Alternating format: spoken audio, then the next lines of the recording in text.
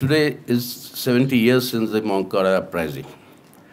The Moncada uprising, though it was the first failed attempt at the revolution, as Fidel Castro himself said, and it's a classic book that he wrote his defense in the court then, saying that history will absolve me.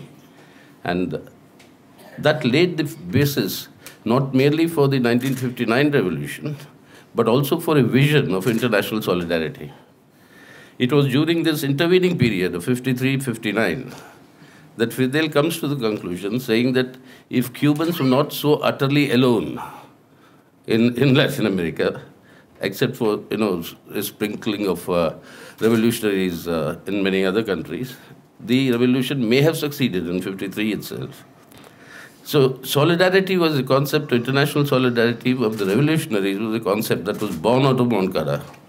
And the first reflection of that, as Comrade Alejandro said, was the visit of Che Guevara and Raul Castro to the Gaza Strip, I think 3 months after the revolution in 1959. The first act was that of going there to express solidarity and coming back and saying that they deserve their country, which is originally their country, and they have been victims of a gigantic imperialist fraud, which is what exactly it is. There was one country which had no control over that part of the world during the Ottoman Empire and before the First World War. After the First World War, that country, that is Britain, decides to give part of that country, which is Palestine, to create Israel and reduce Palestinians to a minority. I mean, it was a gigantic fraud which continues till date and which is expanding in the sense that the expansion is that of Israeli control over Palestinian lands. We've just heard in the resolution how Jenin, one of the places, I mean, this is all the biblical holy lands. I mean, each one of the names of these towns, you'll find them in the Old Testament or the New Testament, as lands which are the most ancient parts of human civilization. And they have been plundered, and murderous attacks that have taken place. First 6 months of this year, 150 Palestinians dead. And I mean, you heard in the resolution, I mean, how heartrending it is to see young children, I mean, who have been being butchered by the Israelis. The Israelis, because of their domestic political situation, where the most right-wing government that Israel has ever had in its history, which has now moved, and yesterday, a couple of days ago, the Israeli parliament has endorsed the judicial reforms, which means that the judgment of the highest court in Israel can be overturned by the parliament, which is the exact protection, which I'm sure the rulers in India also today would want such a protection, that they would, I mean, this is exactly what they'll be looking for, that the justice cannot be delivered. We can reverse the justice depending on our majority, and that is what Israel has done. And the popular protests against that by the people of Israel, huge protests are taking place. To divert attention from that, these attacks on the Palestinians are intensifying. So this is in this complex situation, on the Moncada Day to express solidarity with the Palestinians means not merely the recognition of the Cuban-Palestinian connection, but an expression of our solidarity jointly to both Cuba and Palestine, and therefore to all the struggling people in the world who are looking for their liberation. And this general expression of solidarity is encapsulated in both the Cuban Revolution and Cuba solidarity with Palestine and the struggle of the Palestinian people. And if you go today to the Arafat Foundation in Ramallah in Palestine, in that exhibition you'll find photographs of Yasser Arafat with many heads of the state of various countries, but there's only with Fidel that you find 8 photographs, 8 of them that he had with Fidel Castro. Because when I went to visit that place, we say you could see one with Indira Gandhi, we could see one with other heads of the states, but with Fidel there were 8 of them. Cuba was the first to recognize the PLO when it was formed in '64. It was the first to actually vote in the United Nations against Israel, and also after Camp David, they invited Arafat. 73 war, after the 73 war, not Camp David, after the 73 war in 74, Yasser Arafat is invited as the head of the state.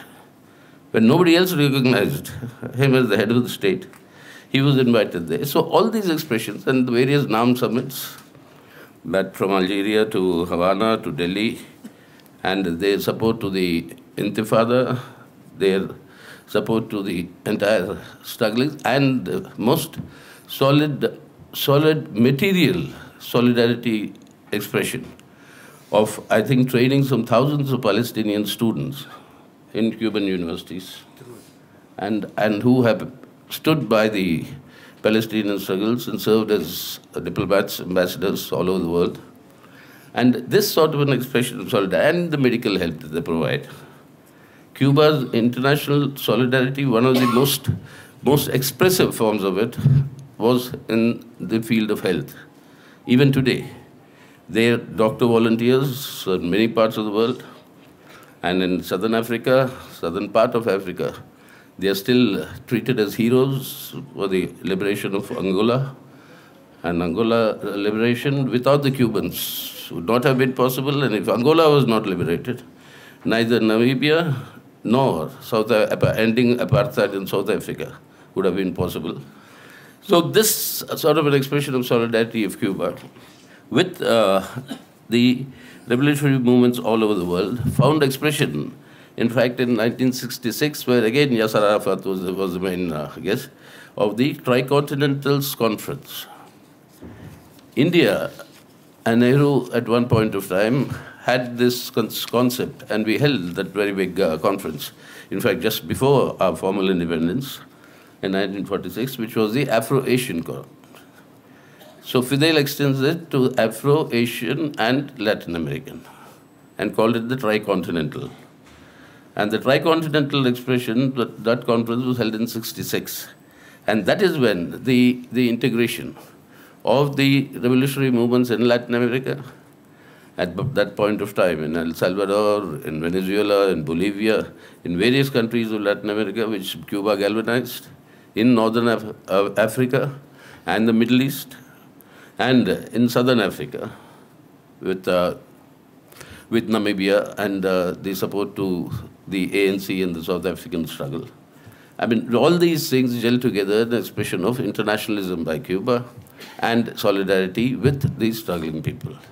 So today we solemnly declare of joining that international solidarity, which we are part of it, which have been part of it for many decades, but to strengthen it, not merely join it, but to strengthen it, with expressing our solidarity with both Cuba, the Cuban Revolution and the Cuban people, and to our fighting friends in Palestine, and to our comrades there.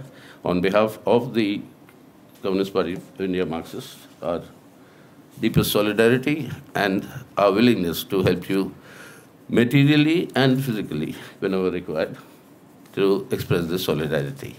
So today, we all together, along with this committee in India, must also pressurize our own government to take a more progressive attitude, which was India's position. The independent, I mean, now we have abandoned that support. The first Prime Minister India has ever had, who makes an independent visit to Israel without even going to Palestine. Even nominally, anybody who would go to Israel would drop in at Ramallah and meet the PLO representatives, Israeli representatives. But this was the first time it was not done. This is the first time that the Prime Minister of India does not attend a non-aligned movements summit meeting. Since the beginning, it was always there, but this is the first Prime Minister you have who's not ever attended this. So that has to change in India, but that's our domestic issue that we'll all have to come together. But that's also an expression, part of our expression of solidarity with Cuba and Palestine.